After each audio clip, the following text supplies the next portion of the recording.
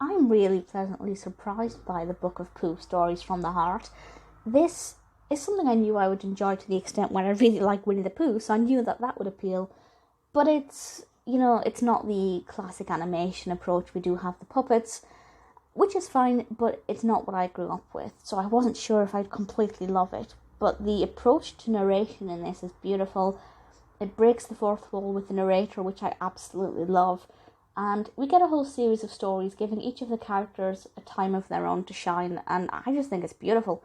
So this was released in 2001, and it's directed by Dean Gordon and Mitchell Kriegman, and although it packs a lot into it, it's only an hour and 15 minutes.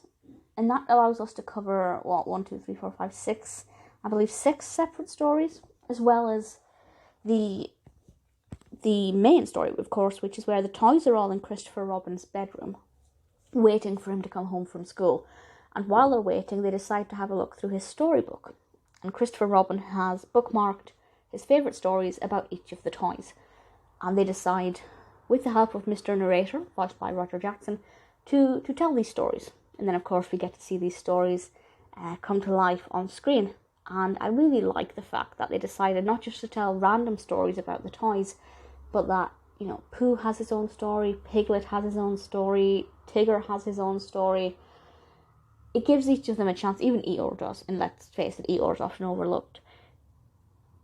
So it's absolutely just so sweet and so adorable. And I think if you're a child with a favourite character, you'll be, watching it in anticipation for your favourite character's story, wondering what adventure they're going to get up to, watching the story, enjoying it, feeling a bit sad when it's over, but knowing there's another one right after, and until you get to the very end, of course.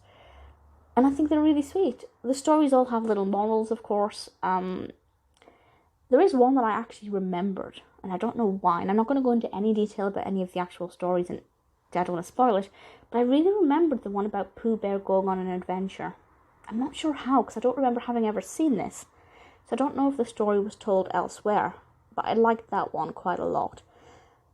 The one about Tigger involves him not wanting to go to bed in case he misses anything. This is early noughties FOMO, if you like.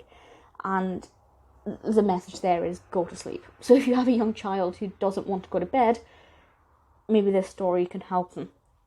And each of the stories are really sweet. Piglet tries to become Tigger at one point, which is adorable. Seeing Piglet dressed up as a little Tigger is just the cutest thing ever. Each of the stories is really, really well told, really approachable, really engaging for my adult mind, but certainly for a younger child, I feel like they're easy enough to follow. They're not overly complicated, because as I said, we are packing a lot into this. I expect each story is maybe just shy of 10 minutes. I haven't checked that's a fact, but just based on the number of stories and the length of it, they feel about 10 minutes, but certainly they feel really quick. They did fly by, and I kind of wish this was a bit longer.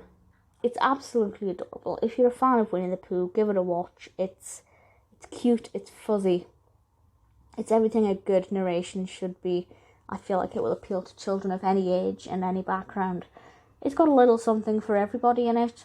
Obviously Jim Cummings voices Pooh again, and I just couldn't imagine anybody else voicing Pooh. Really brilliant work, very well put together, very well edited. I love the breaking of the fourth wall. It just gives it that little bit something extra for the children to engage with. I find that it's a really great tactic, particularly with younger audiences, but I also am very fond of it. The Book of Pooh, I wasn't expecting too much from, but actually, it's beautiful.